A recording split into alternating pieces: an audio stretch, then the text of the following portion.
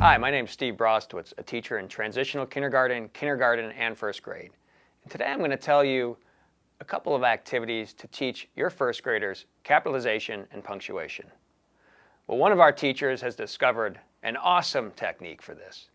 She comes in as the blissfully ignorant teacher every day, excited about the sentence she worked on all night, and she says, "Boys and girls, I can't wait to share the sentence I did for you guys. It's absolutely perfect. Wait till you see it." And then she presents it, in our case on the smartboard, but you could do it on chart paper, on a whiteboard, a chalkboard, whatever's available. And she might have something like this. "Is Bill coming? Boys and girls, look what I did. I have a sentence. Is Bill coming?" And then the boys and girls, no. Ooh. They want to be called on because they see the errors in her ways.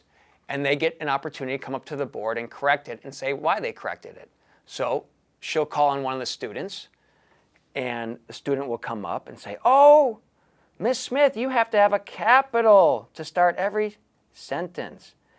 And then Miss Smith, my co-teacher, will say, "Do you agree, boys and girls? Thumbs up or thumbs down?" And they get that repetition of judging their peers' work, and the peer who came up confident gets an opportunity to show off their skills. And then she'll call on someone else to continue correcting the sentence. "Is Bill coming? How do I say that, boys and girls? Is Bill coming? Or is Bill coming? Is Bill coming? Oh, I think this might be a question. What do we need at the end?" And the class can respond with a choral response, "Question mark." And then someone can come up and do that. So they would put their question mark at the end of the sentence, like so. Uh-oh, is there anything else? Or is my sentence done? Ooh. I need to capitalize a proper name. Bill is a proper name. And you go through like that. As the year goes on, you can make the sentences more complex and work in different types of capitalization for other things besides names, maybe a proper place, or you might work in different types of punctuation, such as commas, depending on how far your students go and what their level of learning is. Another one I like to do is showing kids what do we capitalize.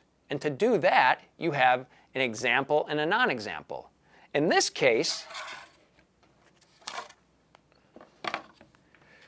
on your board, you could put a series of things. In this case, we have movie versus Toy Story, girl versus Sally, school versus Jefferson. And we'll pretend Jefferson is the name of your school. Well, which one do we capitalize? And here's where you need to use your dramatic talents. We have movie. It's just any old movie. It's just a movie. I don't know what movie. It's a movie. Or is it a specific movie? Toy Story. And you get excited, maybe even talk about that particular movie. And of course, you always want to use high interest items, especially with the little guys. But when you're teaching in general, that's a good rule of thumb. Use something the kids are interested in. Well, which one is a specific movie? The word movie? I don't know what movie it is. It's just a movie.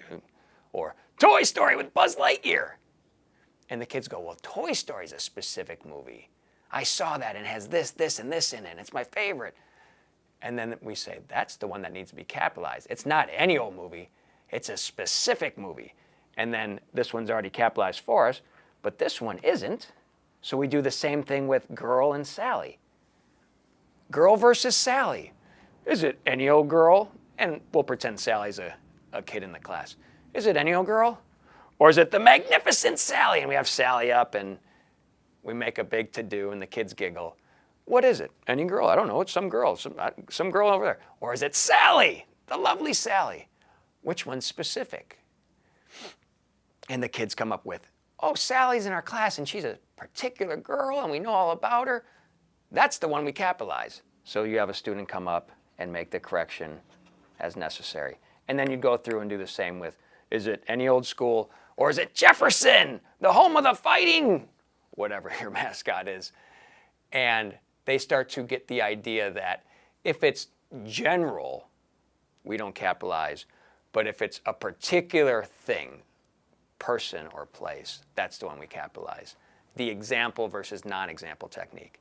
This has been Steve Brostowitz showing you a couple of activities to do with your first graders to teach them punctuation and capitalization. I'll see you next time.